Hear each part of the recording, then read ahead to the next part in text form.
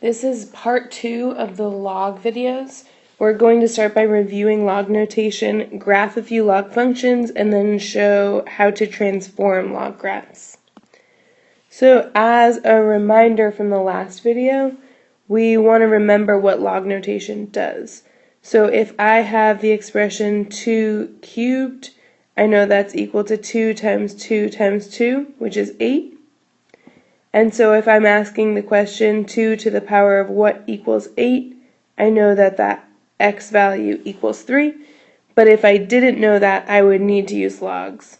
So log base 2 of 8 asks the question 2 to the power of what value gives you 8, and we can call that x for now.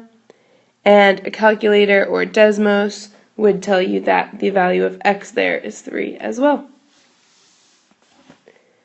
So looking at a more general example, log base b of y is asking the question b to the power of what gives me y. So b to what power gives me a value of y, and I'm going to call that power x for right now. And so when I rewrite the question in mathematical notation, it looks like b to the power of x equals y. And these two equations are equivalent. So you're allowed to go back and forth between them at any time. And what's interesting is that when we start thinking about inverses of exponential functions, because this is an exponential, so when we start thinking about inverses, we know that we need to switch x and y. So I'm going to go over here. Inverse is b to the power of y equals x. And if I need to solve for y, because that's how we write equations, then what I'm doing is I'm saying b to the power of what gives me x, which is log base b of x equals y. So these two red functions are equivalent as well, but they are inverses with my original two equations.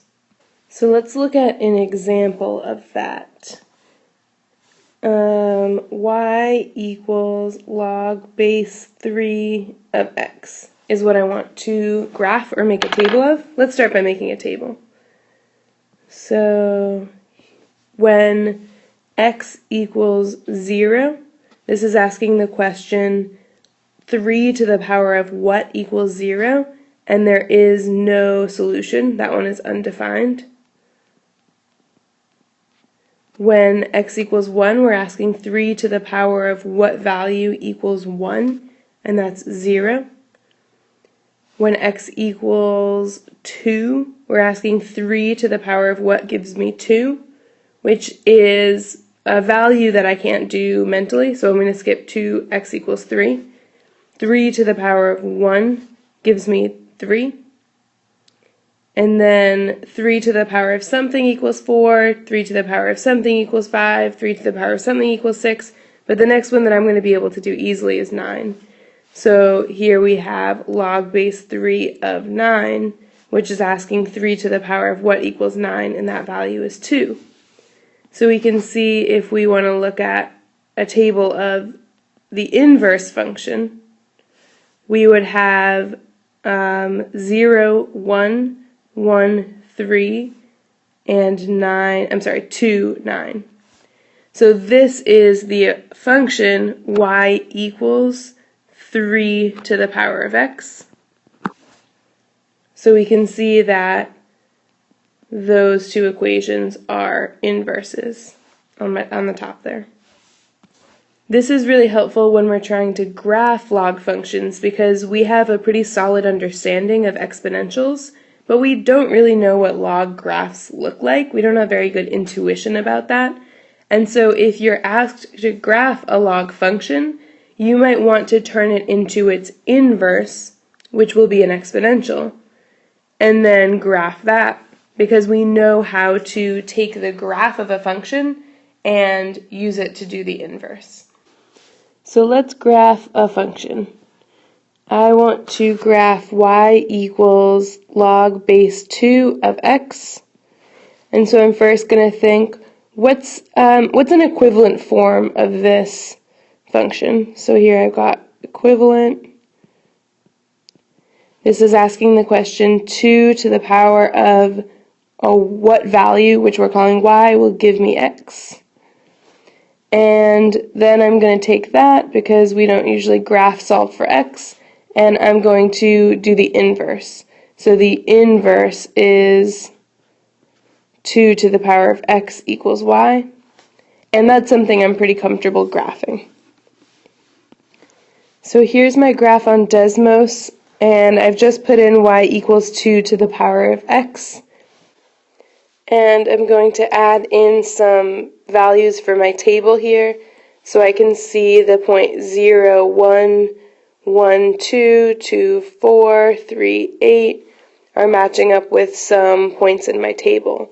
So here is 0, 1. We're using the first and third columns here. 1, 2, 2, 4, and 3, 8. And what I'm going to do then is take all of those points and switch them. So switch the x and the y, and then plot those points, and that will give me the inverse curve. So there we go. So here's the point 0, 1 goes to 1, 0. 1, 2 goes to 2, 1. 2, 4 goes to 4, 2. And 3, 8 goes to 8, 3. So you can see a couple of those spots in the table. So there's 0, 1 becomes 1, 0. And we've got our graph of y equals log base 2 of x graphed. If I wanted to transform this graph, I would need to do the same process. So determine the inverse, which is my exponential function, graph it, plot some points, make a table, and then invert all of those points, so switch the inputs and outputs on my table and on my graph. And then I can just transform my log function by translating points. So if I wanted to graph the function y equals log base 2 of x plus 2, I would just need to take all of these points and put them up 2 units.